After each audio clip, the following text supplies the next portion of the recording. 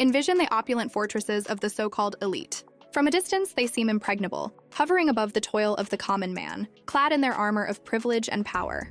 But look them in the eyes, and you'll find a zealous, almost cultish certainty in their moral superiority. They don't just believe they know best. They are convinced they alone possess the divine blueprint for humanity's future.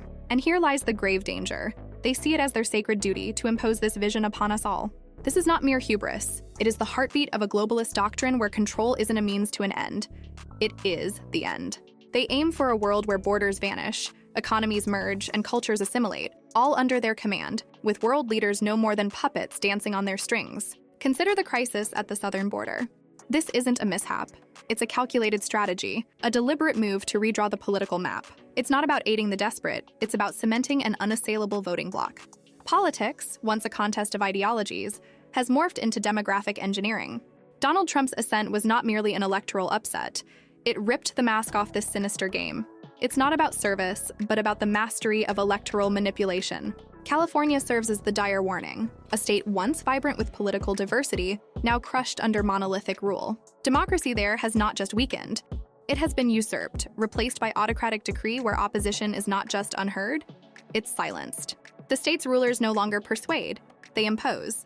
Trump's cardinal sin, in the view of these elites, wasn't his policy or bombast, it was his defiance. His revelation of the manipulation, showing the populace the strings attached to their democratic choices. This is why he must be vilified incessantly. It's not to safeguard democracy, it's to guard their monopoly on power. This authoritarian creep now taints my own Virginia, where in places like Fairfax County, MS-13's ranks swell beyond our law enforcement. And what does our government do? They sue the state not for security lapses, but for attempting to cleanse voter rolls of those illegally listed, under the guise of preserving the integrity of an election.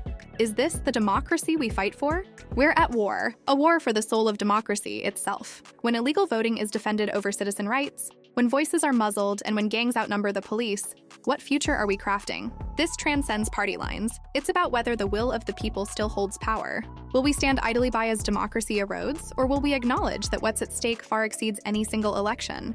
The elite care not for your voice, only for their uninterrupted reign. If chaos serves their purpose, they will let it thrive. If we fail to act, California's fate will be America's destiny. Democracy's survival isn't in question, our willingness to fight for it is. The elite fail to understand the resilience of the human spirit. They think they can indoctrinate future generations, but they forget. People crave real achievement, not unattainable ideals. Trump, with all his flaws, tapped into this. Action over theory, results over promises. The situation at our borders isn't mere immigration, it's a strategic population shift meant to subvert electoral integrity. Unopposed, this could render democratic elections a mere formality, outcomes pre-decided by demographic design rather than public will. The true peril isn't from leaders who dare to disrupt. It's from an elite that redefines democracy to perpetuate their rule. They don't just change policies, they're altering the very electorate to ensure their future vision triumphs over what the people truly desire. This isn't about political disagreements, it's the battle for democratic sovereignty. The pressing question is, will we awaken in time to defend it?